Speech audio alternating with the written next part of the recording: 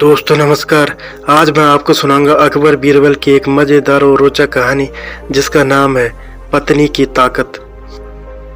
एक बार अकबर और बीरबल आम व्यक्ति बनकर घूम रहे थे। उन्होंने देखा एक औरत जो अपने पति से छोटी है वह उसे थप्पड़ मार रही है। अकबर ने बीरबल से पूछा कि उस आदमी को गुस्सा नहीं आया।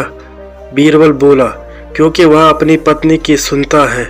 अकबर को विश्वास नहीं हुआ यह देखने के लिए कि कितने शादीशुदा व्यक्ति अपनी पत्नी की सुनते हैं। सभी पतियों को खेत में बुलाया गया। तब बीरबल बोले, जहाँ पर यह जानना चाहते हैं कि आप में से कितने व्यक्ति पत्नी की सलाह मानते हैं। जो व्यक्ति अपनी पत्नी की सुनता है वह उस तरफ चला जाए। एक व्यक्ति को छोड़कर सभी दूसरी तरफ चले गए। अकबर ने चैन की सांस ली। चलो, एक तो अपनी पत्नी की नहीं सुनता। बीरबल ने उससे पूछा, तुम उस तरफ क्यों नहीं गए?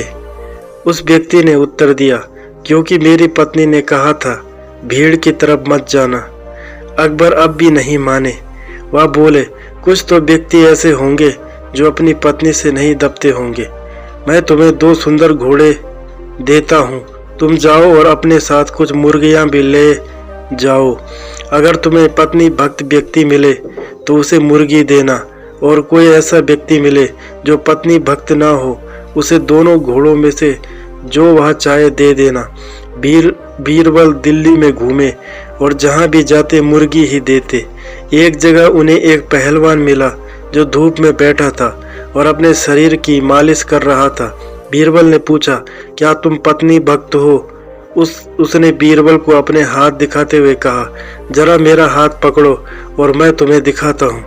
उसने बीरबल का हाथ इतनी जोर से दबाया कि बीरबल की चीख निकल गई। अगर तुमने मुझसे ऐसा प्रश्न दोबारा पूछा तो मैं तुम्हें मारूंगा। मुझे कौन प्रभाव में रख सकता है?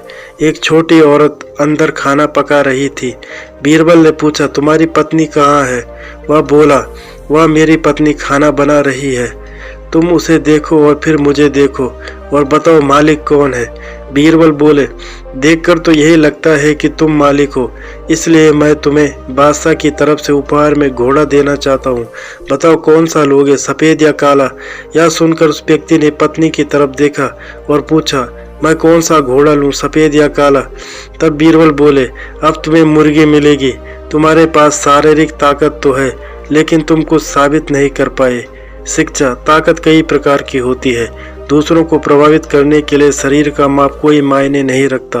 ताकत का होना और उसका उपयोग दोनों अलग चीज़ें हैं। तो दोस्तों, ये थी आज की कहानी। उम्मीद करता हूँ आपको कहानी पसंद आई होगी।